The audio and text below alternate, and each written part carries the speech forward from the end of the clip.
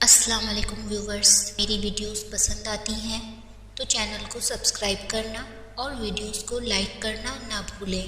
Thank you. بندہ جس چیز سے ڈرتا ہے تو اس سے دور بھاگتا ہے، لیکن بندہ اللہ سے ڈرتا ہے تو اس کے قریب آ جاتا ہے۔ اپنے حصے کا کام کیے بغیر دعا پر بھروسہ کرنا حماقت ہے، اور اپنی محنت پر بھروسہ کر دعا سے گریز کرنا تکبر ہے۔ اپنی زندگی کو پھولوں کی طرح گزارو تاکہ کچلنے والے کے ہاتھ بھی تم سے مہک اٹھیں۔ جب دنیا کسی کی طرف رخ کرتی ہے تو دوسروں کی خوبیاں اسے ادھار دے دیتی ہے، اور جب کسی سے پیٹھ پھیرتی ہے تو اس کی اپنی خوبیاں بھی اس سے چھین لیتی ہے۔ اگر کوئی تم کو اپنی ضرورت کے وقت یاد کرتا ہے تو پریشان مت ہونا، بلکہ فخر کرنا۔ اس کو اندھیروں میں روشنی کی ضرورت ہے اور وہ تم ہو۔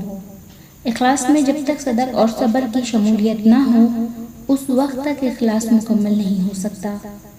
جس طرح شبنم کے قطرے مرجھائے ہوئے پھولوں کو تازگی دیتے ہیں، اسی طرح الفاظ مایوس دلوں کو روشنی عطا کرتے ہیں۔ اپنے جسم کو معمولی گزر بسر پر قناعت کرنے والا بناؤ، ورنہ یہ تم سے اپنی ضرورت سے زیادہ مال و دولت مانگے گا۔ تمہارے نفس کی تربیت کے لیے اتنا کافی ہے کہ تم ان چیزوں سے دوری اختیار کرو جو تمہیں دوسروں میں بری لگتی ہے۔ انسان کی بھلائی کا مدار مال و دولت اور عیش و عشرت نہیں، بلکہ دل کی سچائی، ذہن کی صفائی اور کردار کی اچھائی ہے۔ مسکراہٹ ایک ایسا تحفہ ہے جو دینے والے کو مفلس کیے بغیر پانے والے کو بھی بہت کچھ دیتی ہے۔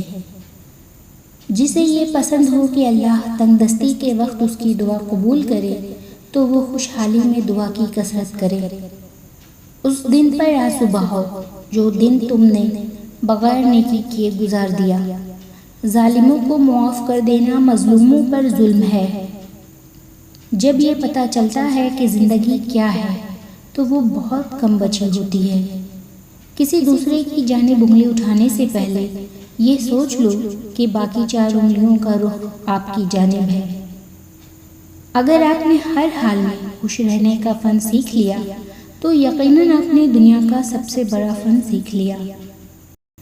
سخت تنقید آدمی کا سارا جوش ختم کر دیتی ہے، جبکہ ذرا سی تعریف اور حوصلہ افزائی بہترین نتیجہ پیدا کرتی ہے۔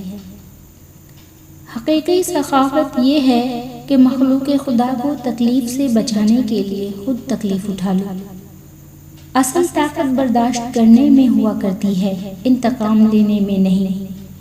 حلال تھوڑا ہونے کے باوجود برکت کا خزانہ ہوتا ہے، اور حرام خزانہ ہونے کے باوجود برکت سے محروم ہوتا ہے۔